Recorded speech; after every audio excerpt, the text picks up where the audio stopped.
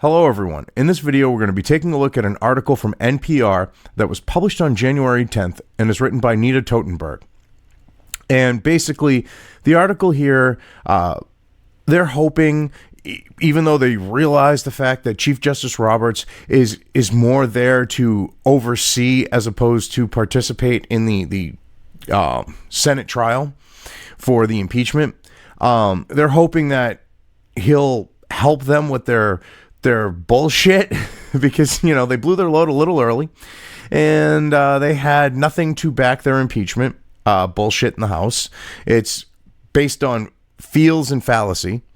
So, yeah, now they're hoping to pull their asses out of the fire here. And they're thinking that Chief Justice Roberts, because he's a Bush appointee, because he's a neocon, you know, like appointee, he'll kind of work with them on this. But then they're also talking about how his position in there is more to oversee than to actually participate, and that the Senate has the final say.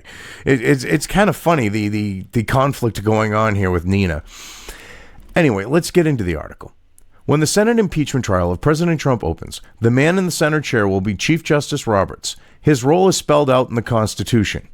Yeah, it is. And they wish that he had more power. And he's going to pull a neocon, you know, side with them type of thing.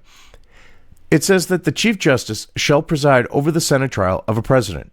Those who envision a powerful role for Roberts point to Senate rules that would allow him to make decisions on all questions of evidence.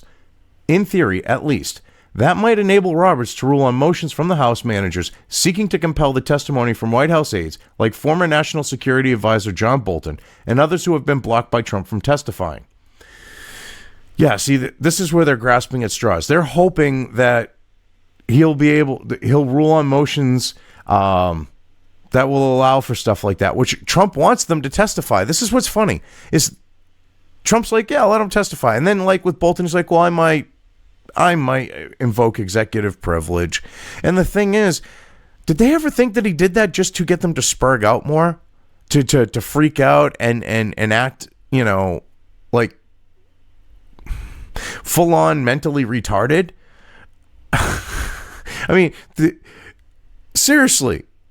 I mean, he does it and they freak out and they get all pissy. To me, that sounds like that's like what he was intentionally doing. At least that's just my point of view on it. And here's the next thing where the bubble bursts. Yet under Senate rules, it is the senators themselves who have the first and last word. They establish the procedures for the trial and can, by majority vote, overturn any of the Chief Justice's rulings. Yeah, so they're hoping that he'll allow the House bullshit, and shenanigans to continue into the Senate. And then they go, well, then there's this slight problem. I mean, like I said, was her name Nina, right? Yeah, Nina. You know, she's got some conflict going on here, internal conflict. It's so friggin' hilarious. And then she goes into some bullshit here about the prior history with the Clinton impeachment. So let's get through that. The extent of the chief's powerlessness was driven home to Chief Justice William Rehnquist at the beginning of President Bill Clinton's Senate impeachment trial in 1999. When Rehnquist asked Senate Sergeant-at-Arms James Ziegler how to turn on his microphone, Ziegler replied, "You don't. We control that." Yeah, well, it is the Senate show. I don't know if shock is the right word, Ziegler recalls, but Rehnquist certainly had a sense of dismay. Even though he was going to be the presiding officer at the trial, he really had absolutely no control of his courtroom. That's because it's the Senate trying it. It's not... They're the ones that are going to vote on it. They're the ones that are deciding. It's not his courtroom. It's the Senate's courtroom. The Clinton trial was conducted in a far different time. Republican Majority Leader Trent Lott and Democratic Minority Leader Tom Daschle worked closely to conduct the trial in a dignified way, and the rules for the trial were ultimately established by consensus and a unanimous Senate vote. Ha ha ha! Revisionist history much? Oh my God. That is complete and total horse shit. Oh my God. They literally were showing not too long ago, okay, like with the impeachment thing, the situation. On both sides were actually showing what was going on, showing footage from back then. And it was not that way. Nina. I understand that NPR is supposed to be like the intellectual superiors and shit. But baby, she ain't a baby. She's kind of fugly. Woman, you fucked up. You're lying through your teeth here. And you seriously think that's going to pass as factual? That's why I'm doing this video. It's because this is the type of bullshit they're trying to portray. Oh, well, it was amicable during the Clinton impeachment. It was a different time. No, it was the same exact type of bullshit. Oh, God. But anyway, I cut through that sentence partway through, didn't I? But we're closer to conduct a trial in a dignified way, and the rules for the trial were ultimately established by consensus in a unanimous Senate vote. They fought and bickered. Holy crap, it wasn't like they just agreed. No, they fought and freaking bickered for a while before the impeachment happened. Clinton, while controversial, had never attacked the Supreme Court or the Chief Justice personally, and the High Court membership itself had remained stable for 5 years without change. I love this, because Trump called out Chief Justice Roberts on his bullshit ruling with the Affordable Care Act, which clearly the lefty here don't like. It's attacking the Supreme Court. It's attacking a member of it. The Chief Justice, come on now. Criticism is not attacking. None of this is true today. Trump's relationship with Roberts has been rocky at best. During the 2016 presidential campaign, Trump called Roberts a disgrace, a disaster, and a nightmare, and castigated him repeatedly for casting the deciding vote to uphold the Affordable Care Act. And he should be rightfully called out for that. Heaven friggin' forbid the Affordable Care Act and Obama's legacy get proven to be the shit that it is. Come on now. These people are friggin' ridiculous on the left. They are so delusional. I mean, I don't subscribe myself personally to the false left-right paradigm, but the people that do, the left these days, they're all freaking mental. Although the president and Roberts have been cordial in their personal interactions in public since then, Trump has repeatedly cast aspersions on the integrity of federal judges for decisions he's disagreed with, a practice that finally prompted a rare rebuke from Roberts and, of course, a snarky tweet from Trump firing back at the Chief Justice. So he's calling out federal judges for being activists, because this is what's funny. See, she's, I'm sure, referring to these Ninth Circus whack jobs and freaks that are on the bench there, that think that they legislate from the bench, that don't want to interpret the Constitution and federal law as written, but instead want to interpret it how they feel it is. And for him calling that out, Nina here's got a problem with it. Well, and so doesn't the rest of the left. Well, sorry, Nina, but you know what? Trump is right to call that out. All right, because you know what? Someone's got to do it when it comes to the government. And if it just so happens to be a president you don't like, so be it. Get over it. Get over yourself. You NPR elitist. Come on now. Roberts, a conservative appointed to the court by President George W. Bush. I'm sorry, but Baby Bush is just not an example of like, the neocon shitbag who got us into illegal wars and everything else and condoned torture and that. Yeah, that's probably not like something that Roberts wants on his resume, that he was appointed by that guy. But anyway, Roberts, a conservative appointed by the court by President George W. Bush almost 15 years ago, has tried mightily to convey an image of the court as apolitical. Bullshit.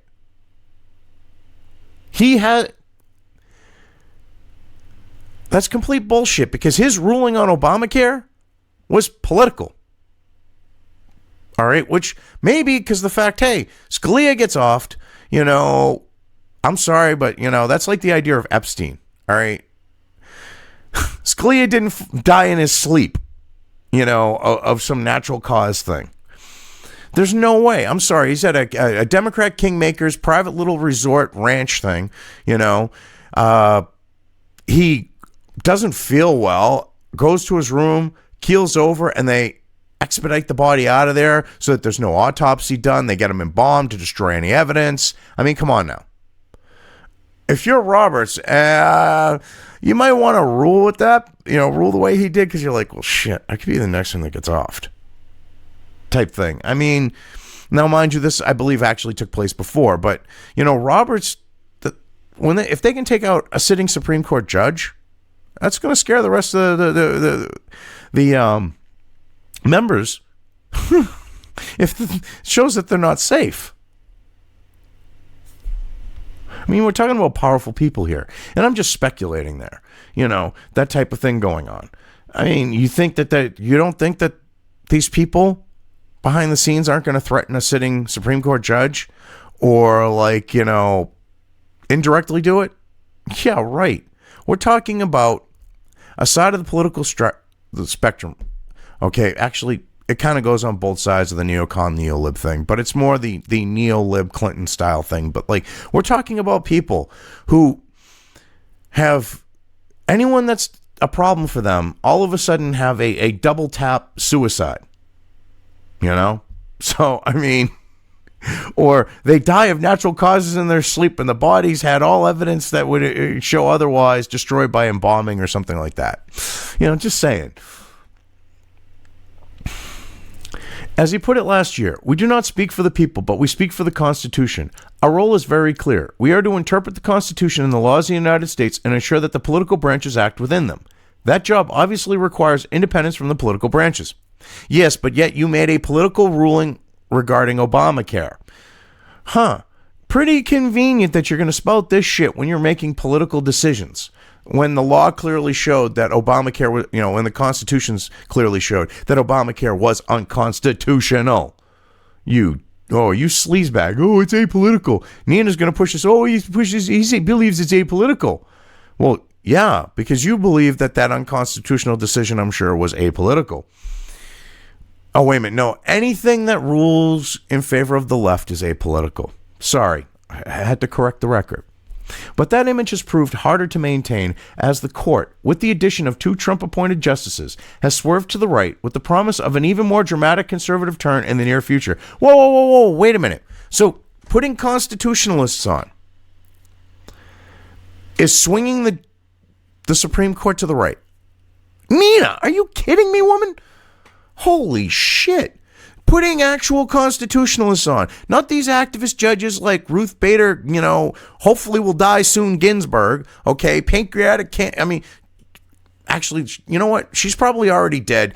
The Disney Imagineers have taken her skin, and draped it over a robotic body, all right? Like Silence of the Lambs type shit. And they're getting her ready to roll out, and it's going to be the Hall of Presidents at Epcot. It's going to be 407 years ago. It'll be shit like that.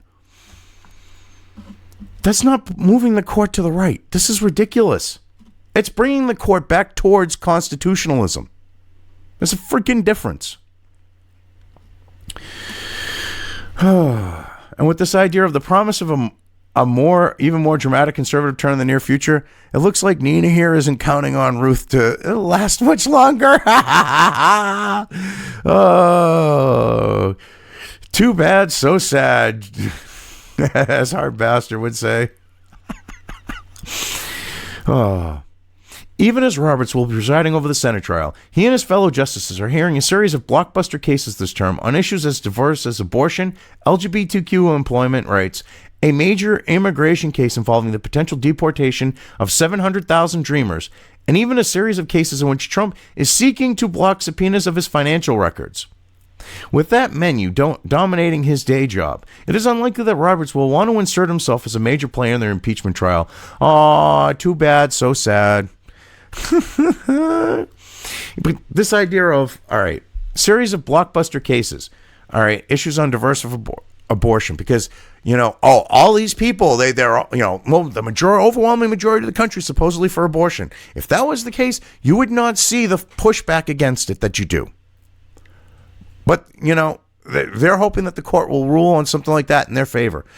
I don't know, because Trump's 2 appointees might not rule in their favor. This LGBTQ employment rights thing, We already have equal opportunity. We already have equal rights. So it's going to be a moot point. So I don't see how this is a blockbuster case type thing with that. And then this major immigration case. You mean where Obama illegally, how do I put this? Overreached with his power and by executive order violated the Constitution and federal law to basically allow 700,000 illegals to stay in the country and get, like, you know, social security numbers and stuff, and yeah. Huh. You know, like David Pakman, which I can't wait. I hope the Supreme Court rules that the dreamer's got to go, because bye-bye David. Which what gets me about him is he spouts all this shit, okay, like he's actually involved in the political fucking process. He is an illegal. One who never made the effort, energy, or put the time in to get legal residency status or, you know, citizenship, or apply for citizenship or anything like that, because he had the ability as a dreamer, you know, he's got a reprieve. He could have done those things and he didn't. And he actually acts like, you know, and talks about like he's involved in the political process. Like he's got a horse in the game. Well, technically he does, because being a dreamer, he obviously wants Democrats in, because Trump wants to get rid of dreamers and he's afraid he's going to get deported back to Argentina. I mean, I really hope that they actually rule according to the Constitution and U.S. federal law, and every one of those dreamers got to go bye-bye. And I might be a dick for saying that. No, I'm an asshole for saying that, but it's the truth. They have no right to be here. Just because their parents brought them here when they were a child does not give them the right to be here. You have a lot of Americans that are suffering while these people got preferential treatment along with their illegal parents and other illegals. And it's time that those resources get put towards this country and its people. Okay, with things like infrastructure. If we took all the money that we're paying out on illegals and we put that towards infrastructure, holy shit, we would have nice roads. We would have nice new bridges. You know, you wouldn't have to worry about driving over a bridge and having it collapse under you. You know, it'd be a lot better situation. You know, so I mean, anyway, I've covered this well enough. I'm just going to leave things here. If you liked this video, depending on where you are watching it, please give it an upvote or thumbs up. If you want to know when new content of mine hits the internet, don't forget to subscribe to one or more of my social media or video accounts listed here. Also, with YouTube, don't forget to ring that bell. You can find all of my video content on both BitChute and YouTube. This may not be the case with other places I upload to, but I will try to minimize this happening. You are always welcome to interact with me at any of these sites on the list, so feel free to do so. If you have anything you want me to cover in a video, when it comes to news or current events, send it right along to me. I will try to do my best to cover it. As always, thank you for watching.